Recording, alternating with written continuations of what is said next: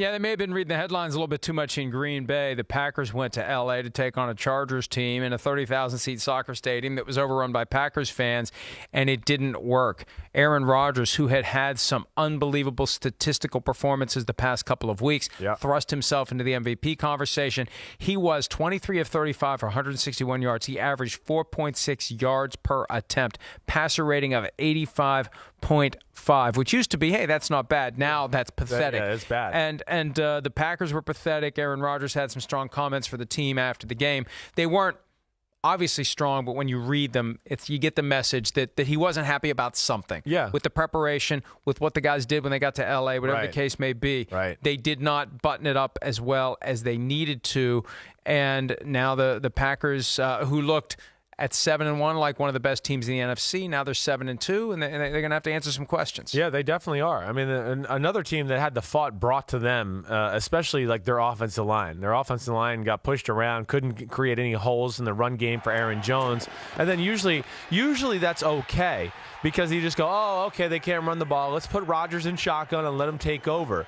You know, like he did against the Raiders, or like he did against the Lions, or like he did against the Chiefs. Really, the Chiefs game wasn't a great game by that offense either. They only won the Chiefs game because number 12 was at quarterback. The problem is in these type of games, when it gets to that, when you have guys like Bosa and Ingram, they're game changers. They're game wreckers. And for a guy like Aaron Rodgers who, okay, our team's not playing good, jump on my back, guys, I'll carry us through. He can't carry you through if his O-line can't pass protect and he's got Ingram and Bosa all over him. But, I mean, the Packers, I think this is reality. There's concerns with their team.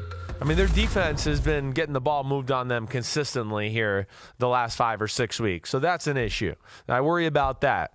And, you know, a little bit like we talked about with the Vikings in the first hour, you know, if there's no semblance of a run game there in Green Bay, it hurts them. Why? Well, you know, they don't have the greatest weapons in the pass game. Devontae Adams is just getting back, and they really want to play to that play-action pass game. And if the run game's not working, the play-action pass game's huge for them. And of course, it doesn't exist if you can't run the ball very well. And the Packers have the Panthers at home this week. Then they have their bye week, week 11. 4 of the last 6 games are on the road for Green Bay. Yeah. At the 49ers, at the Giants. And who knows? That's one of those, just like at the Chargers. If you don't have it buttoned up, you aren't going to win that game. They're going to rise up, and they're going to take a chunk out of your rear end. Then home games against Washington and Chicago, at the Vikings, at the Lions to finish the season.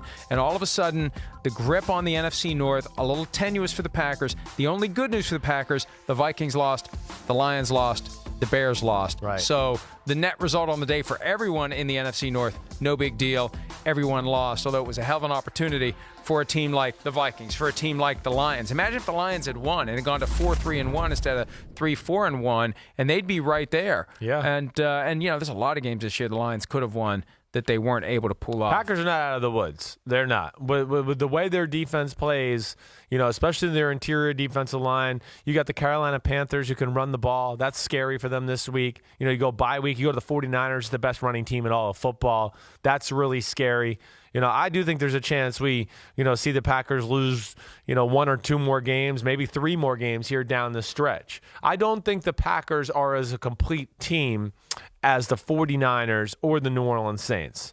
I don't think they are. I think those two teams are a notch above the Green Bay Packers. They just have a great equalizer in number 12 that, you know, is dangerous on any given Sunday. But I think full, like, well-rounded football teams, when you just talk about offense and defensive line, run game, defense in general, all those things, the Saints and 49ers, I think, have shown that they're in a little bit of a class of their own in the NFC. Hi, I'm Mike Tirico, and thanks for watching. Make sure to hit subscribe for the latest news and highlights from NBC Sports.